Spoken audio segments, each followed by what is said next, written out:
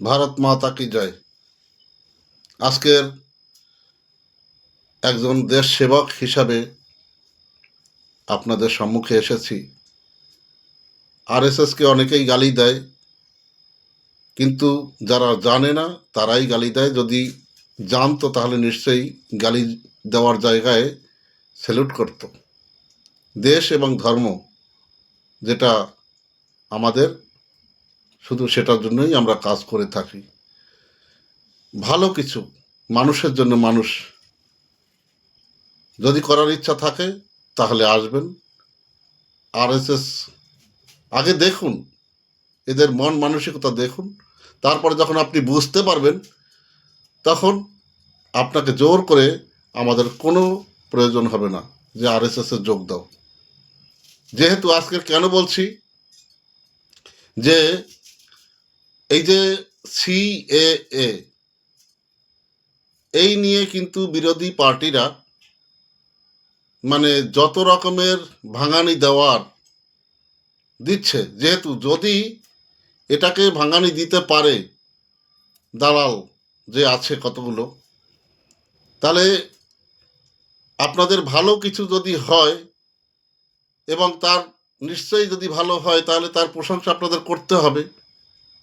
যার জন্য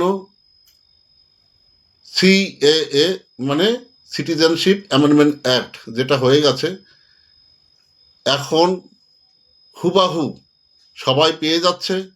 আগে যেমন আপনারা শুনতেন বিরোধী পার্টি যারা ছিল, এখন কিন্তু আর কেউ বদনামি এরকম করে না।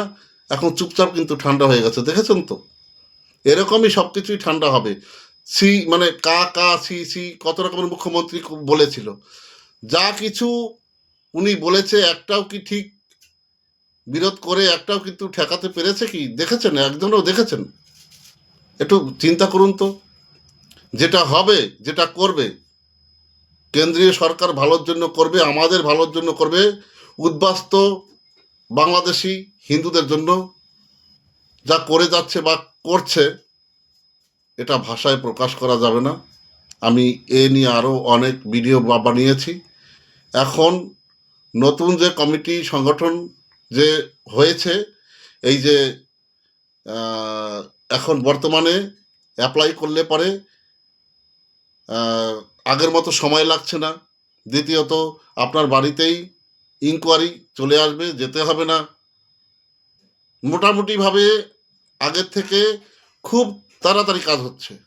হয়তো দেখা যাচ্ছে এইবারে এসআইআর যে নাম কালকের আগামী দিন ঘোষণা হবে, শনিবার 28 তারিখ ফেব্রুয়ারি, দেখা যাচ্ছে আপনার নামটা নাও বা থাকতে পারে। কোনো ভাবার নেই। যদি বাংলাদেশি উদ্বাস্তু হয়ে থাকেন, 1% না 0% ভাবার বিষয় একদমই। এই নিয়ে ভাবতে হবে না। আপনাকে চ্যালেঞ্জ করে বলে যাচ্ছি, আমি কেন মানে যদি মোদিকে কিঞ্চিত মাত্র বিশ্বাস করেন, একজন প্রধানমন্ত্রী কিন্তু মিথ্যা কথা বলতে পারবে না। তার উপর একটা দায়িত্ব আছে। তার কথায় যদি আপনারা ভিত্তি না করতে পারেন তাহলে তো কিছুই করার নেই। কেউ বাঁচানোর জন্য যে আসবে, মনে রাখবেন সবাই কিন্তু তাল দেবে, গুড় দেবে না কেউ। বুঝতে পেরেছেন ব্যাপারটা? নিঃসন্দেহে, নির্বিঘ্নে, হতাশ হবেন না। সিএতে নাম দিন। হয়তো দেখা যাচ্ছে এসআইআরে আপনার নাম থাকলেও কোনো সমস্যা নেই। সিএতে নাম দিলে পরে খুব তাড়াতাড়ি আপনার নামটা চলে আসবে। এখন আর 2 মাস লাগবে বলে আমি মনে করি না। 1 মাসের মধ্যেই কাজ খুব তাড়াতাড়ি হবে। এবং আপনাদেরকে আর একটা কথা বলি, কারো কথায় কান দেবেন না, ঠিক আছে? আর যেটুকু আমি বলে যাচ্ছি, সাজানো গুছানো যেভাবে সাংবাদিক যেভাবে বলে, আমি ঘরোয়াভাবে ভিডিওগুলি বানাই, যেটুকু ইনফরমেশন থাকে সেটুকু আমরা দিই। যেহেতু 30টা বছর হয়ে গেছে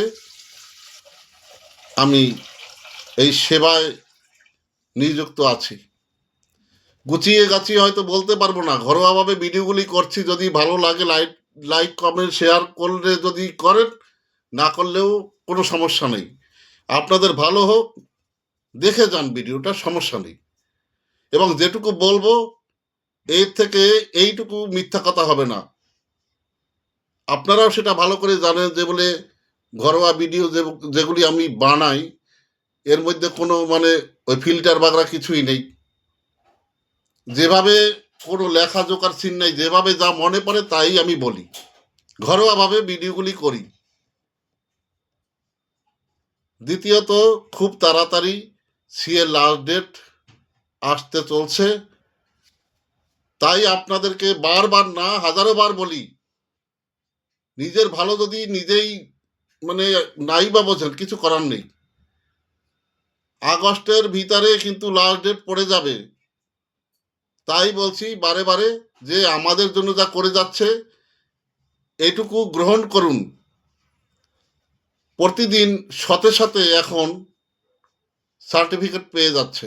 যাই হোক, কোনো ভয় নেই, সিএতে নিঃসন্দেহে নির্বিঘ্নে একদম খুব সুন্দর মানে ভালোভাবে মন মানসিকতা রেখে আবেদন করুন, সেই প্রার্থনা করি। এবং মানে অন্যকেও সাহায্য করুন, কেউ যেন ভয় না পায়। যাই হোক, ভালো থাকবেন। জয় হিন্দ, জয় ভারত, বন্দে মাতরম। নমস্কার, ভালো থাকবেন।